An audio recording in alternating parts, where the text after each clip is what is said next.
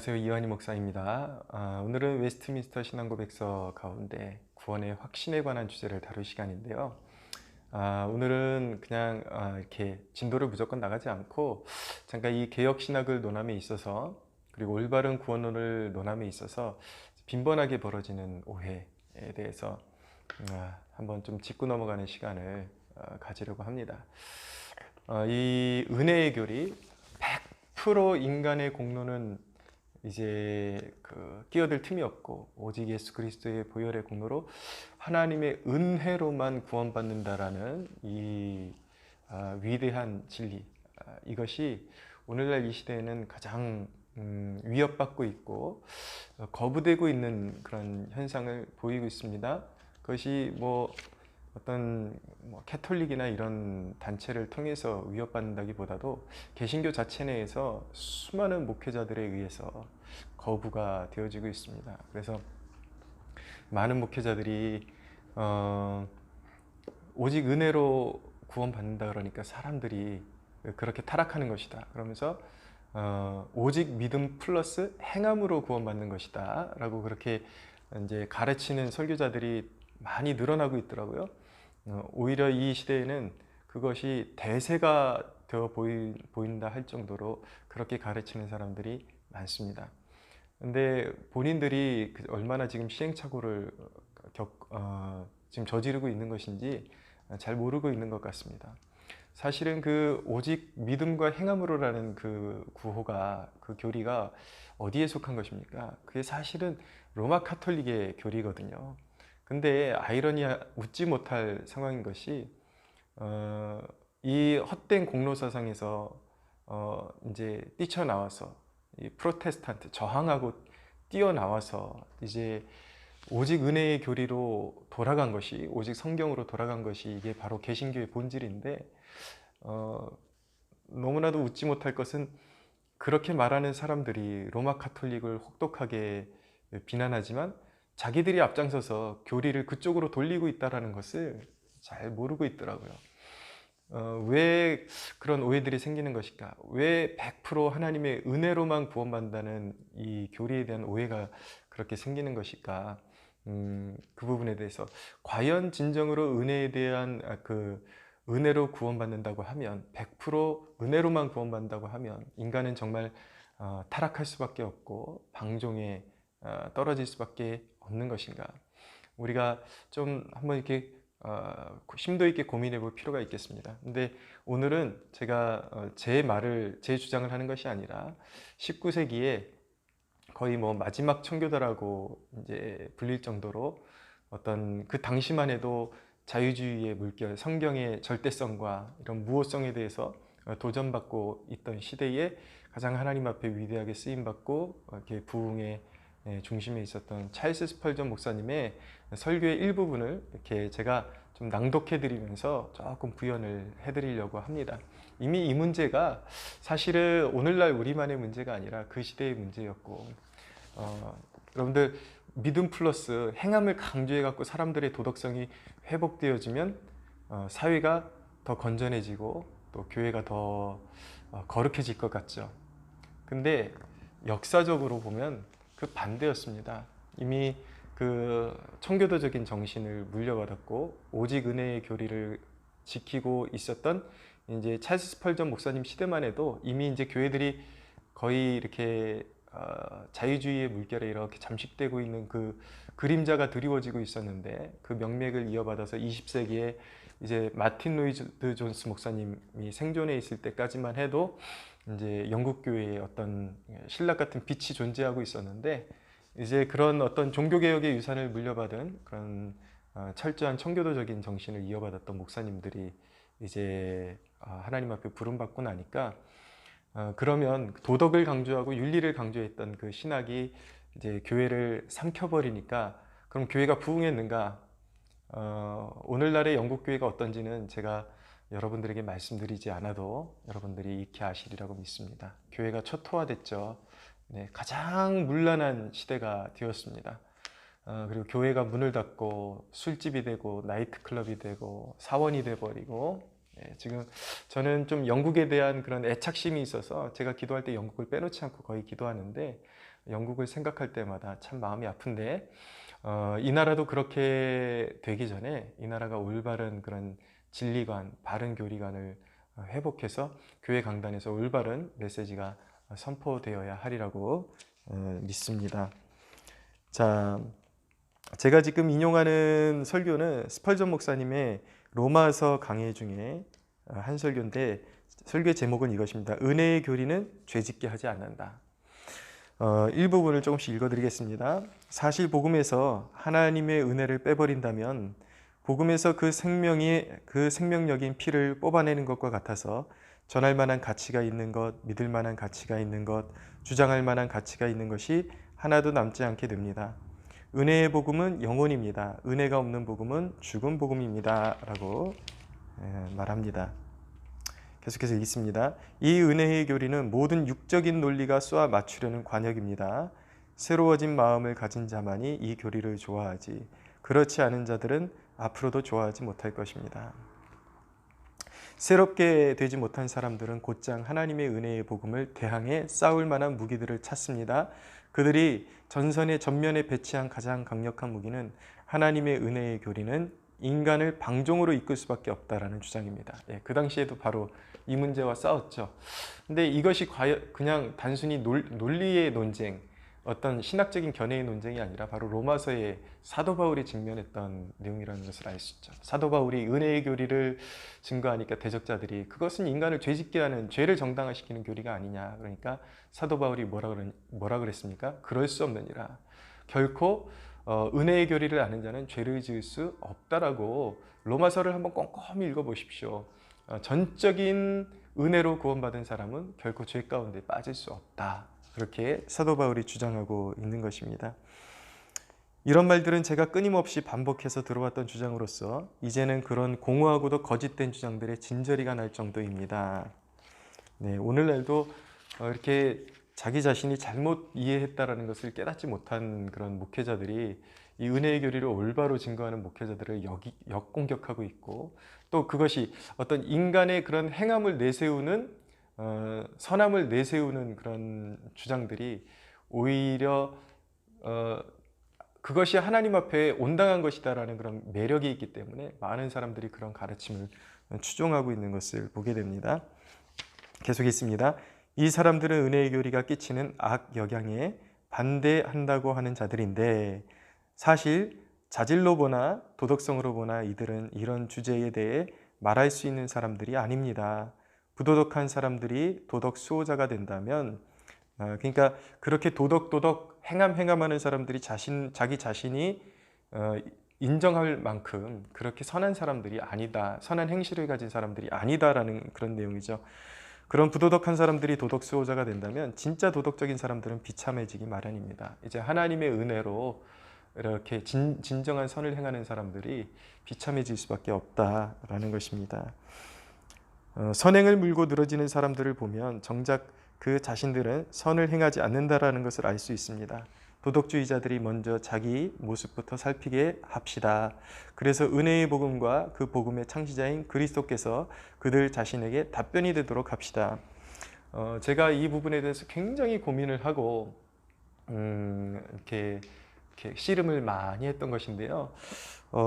이 과거에 이 스펄전 목사님도 동일한 그런 고민을 했었고, 또 동일한 그런 생각을 품고 있었다라는 것이 제 자신에게 큰 이제 격려가 되었습니다.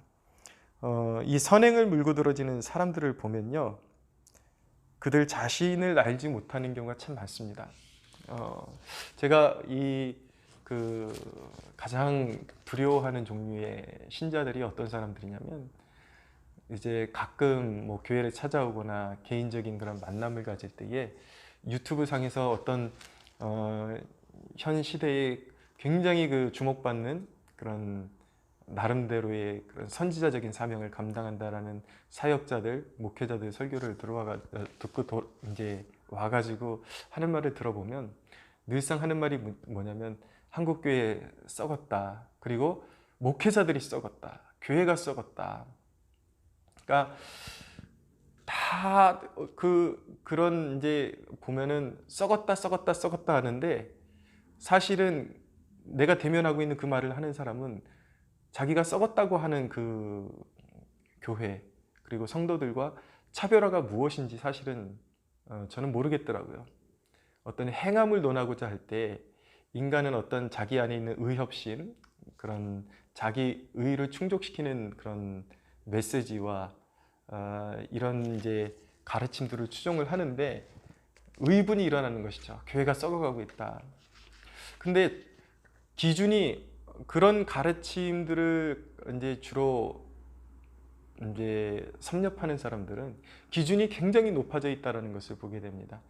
근데 정작 자신의 삶에서는 그 기준에 조금이라도 범접할 수 있는 어떤 선한 열매들이 보이지 않는다라는 것이 문제죠. 근데 기준은 너무 높아가지고 이제 교회가 다 썩었다, 목회자들이 다 썩었다 이렇게 이야기하지만 정작 자신은 무엇이 구별된 그런 사람인지 도저히 알 수가 없단 말이에요. 또 보면은 제일 무서운 사람들이 뭐 어떤 목회자는 이제 뭐 다 찢어진 옷을 입고 살고 그렇게 뭐 이렇게 거룩하고 흠이 없게 살아간다. 근데 정작 그런 이제 사실은 그런 가르침을 받고 온 사람들이 가장 무서워요. 저는 보면은 은혜 받을 생각을 하지를 않고 항상 판단하는데 이렇게 앞장서려는 그런 모습들, 이런 것들이 현격하게 보여지거든요. 그런 모습을 볼 때에 저는 제 자신이 어떤 그런 목회를 하기를 감당하기를 원하냐면은 사람들이 제 인생을 보면서 우리 목사님은 이러이러한데 한국 교회는 다 썩었다. 저는 그럴 만한 그런 큰 그릇이 되지도 못하거니와 만약에 제가 그런 사람들의 삶 가운데 귀감이 될 만한 그런 존경받을 만한 그런 삶의 모습이 있다 할지라도 저는 저에게 가르침을 받은 성도들이 어디 나가서 늘 그런 식으로 비판하고 다니고 그런 존재가 되기를 원하지 않습니다. 저는 우리 성도들이 어떤 존재가 되기를 원하냐면 정말 나같이 쓸모없는 것 구원해 주신 그 한없는 은혜, 그 은혜 때문에 나는 그렇게 여태까지 예수 믿는다고 불구하고 아직까지도 변변치 않게 변화받지 못하는 그런 연약한 모습들이 많은데 그럼에도 불구하고 늘 나를 끌어안아 주시고 나에게 그 한없는 자비를 베풀어 주시는 그 하나님의 은혜, 그리스도의 은혜를 전하는 사람들로 살았으면 좋겠습니다. 그리고 깨닫는 만큼 자기를 이렇게 낮추고 손을 벌려서 정말 자기에게 거저 주신 은혜에 겨워가지고 정말 내 것은 없구나, 정말 내 것은 없구나, 다 하나님이 주신 것이니까 하나님의 뜻대로 사용해야 된다라는 그 마음 가지고 정말 그 받은 은혜 때문에 나누어지기를 기뻐하고 이런 삶을 살기를 원하지. 우리 목사님은 뭐 보니까 구두도 다 뚫어져 있고 옷도 뚫어져 있고 저는 그렇게 살고 싶은 마음도 없거니와 우리 성도들이 그렇게 목사 하나 바라보고 자랑하고 다니는 그런 존재가 되기를 원하지 않습니다. 보면은 그렇게 주장하는 사람들 가운데 교회가 정말 어렵다고 해도 달려와서 기도 한번 하는 걸 못 봤고요. 정말 뭐가 다른지 중요한 것은 그런 메시지가 그런 뭐 설교를 하시는 그런 사역자들이 정말 그런 귀감이 될 만한 삶을 살고 있다라면은 그것 자체를 폄하하고 싶지는 않지만 그렇다면 그것이 바른 가르침이고 바른 그런 가르침을 받은 사람이라면 먼저 자기 자신이 그런 성령님과의 그런 만남 가운데 자기 자신이 빚어지는 모습이 먼저 드러나야 되지 않겠습니까? 근데 그렇지 않다라는 것은요, 그것은 사실은 성령으로 말씀을 받은 것이 아니라 그냥 자기 의를 만족시키는 기분으로서 말씀을 받았다라는 것밖에 되지를 않는 것입니다. 계속 한번 읽어볼게요. 은혜의 교리를 비난하는 자들의 성품이 은혜의 교리를 믿는 자들의 성품보다 더 우월하다는 것을 먼저 증명하라고 한다면 은혜의 교리를 믿는 자들에게 비난의 돌을 던질 수 있는 사람은 거의 없을 것입니다. 자, 그런데 이제 스펄전 목사님이 이어서 이제 증명하는 것은 무엇이냐면 영국 기독교 역사에도 보면은 행함을 어줍지 않게 계속 자기의 의를 내세우는 가르침을 주장했던 사람들보다 완전 100% 하나님의 은혜. 나는 죽을 죄인인데 내가 받은 것은 은혜밖에 없다라고 주장했던 사람들이 어떻게 살아왔는지 그것을 이제 증거하고 있는 것입니다. 이 은혜의 교리가 영국 땅에서 가장 강력했던 때를 영국사에서 지적해 보십시오. 이 은혜의 교리를 가장 확고히 고수한 사람들이 누구였습니까? 오웬, 샤녹, 맨턴, 하우 같은 사람들이었습니다. 그리고 저는 주저하지 않고 올리버 크로멜을 꼽겠습니다. 이 사람들이 어떤 사람들이었습니까? 이들이 법정 소란을 방조했습니까? 아니면 안식일에 유흥을 즐기도록 오락책자를 만들어내기라도 했습니까? 이들이 술집이나 향락가를 배회하기라도 했습니까? 네, 참 그 인간의 그 행함, 그 한국교회 다 썩었다, 목회자들이 왜 이렇게 정결하지를 못하냐라고 그렇게 손가락질을 했던 사람들을 기억해 보면은 자기의 사소한 음주 그 습관 하나 끊지를 못하더라고요. 그거 하나 내려놓지 못하고 이거 없으면 나 무슨 재미로 살라 그러냐. 이런 태도로 살면서 남한테는 그리고 성직자들한테는 진짜 빼도 박도 못하는 칼 같은 잣대를 딱 들이대고서 다 썩었다고 말하는 것이 기준이 옳고 기준이 높다라는 것이 자기 자신의 상태는 아니다라는 것. 그리고 그 기준을 인간이 결코 그렇게 만족시킬 수 없다라는 것을 깨달아야 진짜 은혜의 맛을 볼 수 있는 길이 열리는 것입니다. 모든 역사가들이 여러분들에게 말해줄 것입니다. 이들을 비판한 반대자들이 보기에 이들의 가장 큰 결점은 이들이 자기가 살았던 세대에 너무나 고지식했다는 것이었습니다. 오히려 은혜의 교리를 가르쳤던 목회자들이 너무 고지식하고 너무 세상과 분리된 삶을 살았다라는 비난을 받았다라는 것이죠. 그래서 이들은 청교도라 불리게 되었으며 그 반대자들은 이들이 음울한 신학을 고수하고 있다고 비판했습니다. 사랑하는 성도 여러분, 그 당시 영국에 어떤 부정한 일이 있었다면 그것은 행위로 구원을 받는다고 설교했던 신학자들에게서 발견되었을 것입니다. 남자가 여자처럼 머리를 치장하고 머리에 무언가를 바르고는 불경스러운 말들을 내뱉던 신사들이 바로 행위로 구원받는 것을 옹호하는 자들이었습니다. 정욕으로 속속들이 물든 자들이 인간의 공로를 주장했습니다. 네, 100번 말해야 강조해도 부족함이 없고 계속 있습니다. 그러나 하나님의 은혜 없이 인간의 의무만 가르치고 자기 힘으로 혼자서 행하도록 내버려 둔다면 그것은 헛수고일 뿐입니다. 그것은 죽은 말을 움직이게 하기 위해 오랜 시간 채찍질을 하는 것과 같습니다. 저도 그 고민을 참 많이 했거든요. 한국교회가 왜 이렇게 질적으로 낮아지고 성도들의 헌신이 저하되고 한때는 그것을 비판하는 목회자들을 듣고 행함을 강조하지 않았기 때문이구나. 저도 그렇게 사실은 그 유혹에 잠깐 넘어갈 뻔했습니다. 근데 성경을 묵상하고 제 경험과 이 청교도들의 그런 서적과 가장 그 영적으로 부흥했던 그런 시대의 설교자들의 글을 읽으면서 내린 결론은 무엇이냐면 그 행함이 없는 것은 사실은 믿음의 문제라는 것을 발견하게 된 것입니다. 예. 저기 공짜로 주는 어떤 마켓이 있는데 가면 그냥 준다라는 그 믿음이 있다면 뛰어가겠죠. 가지 않는다라는 것은 이것은 믿음의 문제인 것입니다. 움직이지 않는다라는 것. 그런데 이 시대의 제 목회자로서의 저의 개인적인 아픔은 우리에겐 정말 성령의 능력이 필요하다는 것이 절실해집니다.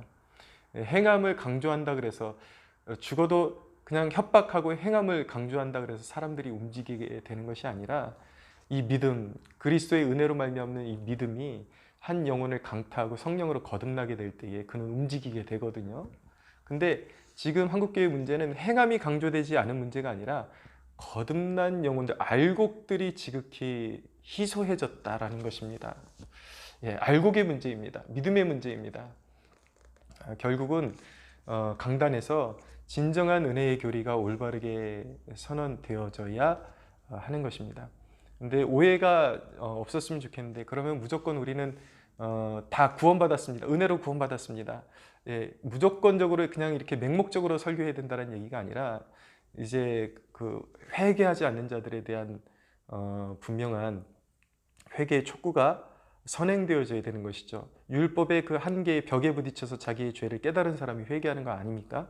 분명히 죄와 형벌과 심판에 대한 선언이 이루어져야 되지만 구원의 원리로서는 100% 은혜다. 인간의 공로를 0.0001%도 섞을 여지가 없다라는 것을 우리는 분명히 하고, 오직 하나님의 은혜로 100% 그리스도의 보혈로 은혜로만 구원이 이루어지고 은혜로 구원이 성취되어진다라는 것을 올바르게 가르쳐야 될 필요가 있는 것입니다. 저는 오늘날 이 시대의 그런 강단, 유튜브상의 수많은 목회자들, 그리고 그런 지금 사람들의 주목을 받고 있는 그런 설교자들이 왜 이런 오류에 빠졌을까라는 그런 질문을 던졌을 때에 이런 이제 결론을 저는 내보게 됩니다. 저도 뭐 몇몇 그런 이제 인지도 있는 설교자들의 설교를 들어볼 때에 그들이 경험이 없는 것은 아니에요. 분명히 막 뭐 성령 체험도 했고 경험이 있다라는 것을 알게 되는데, 문제는 무엇이냐면 하나님이 사용하셨던 부흥의 시기부터 사용하셔서 기독교 역사의 이단들과 싸우면서 정립된 정통교리에 대한 공부를 좀 너무 등한시했다라는 것을 이제 발견하게 됩니다. 어떤 사물의 현상을 볼 때 인간이 느낌으로만 그것을 파악하는 것은 정확하지 않거든요. 그래서 그런 어떤 뭐 정확하게 그게 임상적으로 그리고 역사적으로 검증된 그 신학을 추구하는 것이 굉장히 중요합니다. 예, 우리가 눈으로 보는 것과 실제 과학적인 그런 작용은 분명히 다른 면이 있거든요. 예를 들어서 운동을 하는데 이제 어떤 뭐 복싱 선수가 팍 쳤는데 한 사람이 떨어져 나갈 때 그것을 보는 사람들은 저 사람이 힘이 세다라고 이제 평가를 하거든요. 근데 전문가들의 의견은 달라요. 인간이 펀치가 가장 세지는 순간은 근육이 쓸데없는 힘을 주고 수축되었을 때가 아니라 근육이 가장 자연스럽게 이완되었을 때, 쉬운 말로 힘이 빠져 있는 상태에서 아주 효과적인 스피드를 가지고 스윙이 됐을 때 힘이 폭발적으로 일어나는 것이거든요. 여러분들 뭐 야구나 뭐 이런 뭐 골프나 이런 이렇게 해설하는 것을 들어보십시오. 전문가들이 이렇게 해설할 때에 어떤 프로 선수가 잘못 뒤둘러 가지고 헛스윙을 하게 되면 꼭 하는 말이 있습니다. 힘이 너무 들어갔습니다. 그러니까 보통 사람들은 힘이 들어가야 좋은 것이라, 힘이 세지고 정확한 파괴력이 있다라고 생각을 하게 되는데 실제는 다르다라는 거예요. 근육이 이완되어야 폭발적인 힘이 나오는 것이죠. 그것처럼 어떤 영적인 그런 체험이라는 것도 우리가 그런 눈으로 보는 것과, 어떤 사람이 예를 들어서 하나님을 인격적으로 만나고 나서 막 선을 행해요. 그럼 사람들을 볼 때 뭐냐면 역시 저 사람은 저렇게 선을 행하니까 진짜 그리스도인이구나 라고 그렇게 평가를 하는데, 그것은 눈에 보이는 현상이고 그 사람을 그렇게 변화시키는 것은 무엇입니까? 나같이 쓸모없는 죄인을 오직 보혈의 은혜로 구원하신 그 한없는 은혜 때문에 주체할 수가 없는 거예요. 그 은혜와 그 은혜의 진리가 가슴판에 새겨져, 그의 심장이 그 은혜에 의해서 뛰고 있기 때문에, 펌프질 되고 있기 때문에 그는 주저없이 계속 은혜의 보좌 앞으로 나아가고 끊임없이 밤낮 부르짖고 전도하고 하나님께서 원하시는 선을 행하고 그럴 수밖에 없는 것이죠. 그러니까 사랑하는 여러분, 100% 은혜로 구원받는다는 교리가 사람들의 죄를 방조하게 만든다. 이렇게 죄를 이렇게 더 확산시키는 그런 역할을 한다라는 것은 사실은 영적인 무지에서 나온 오해라는 것을 우리가 깨닫기 원합니다. 우리를 구원할 수 있는 힘은 은혜밖에 없고요. 어줍잖게 우리의 행함을 거기다가 공로로 섞으려 그러면 결국은 인간은 자기 의에 빠지게 됩니다. 가장 우리가 선해지는 길은 무엇입니까? 선한 것 하나 없는 우리를 흠없는 어린 양의 보혈로 사해 주셔서 우리는 그분의 은혜에 보답하는 삶을 살아가는 수밖에 없다. 이것을 깨닫는 것이 진정한 은혜이요 구원의 복된 소식임을 깨닫고 살아가는 저와 여러분들이 되기를 축복합니다.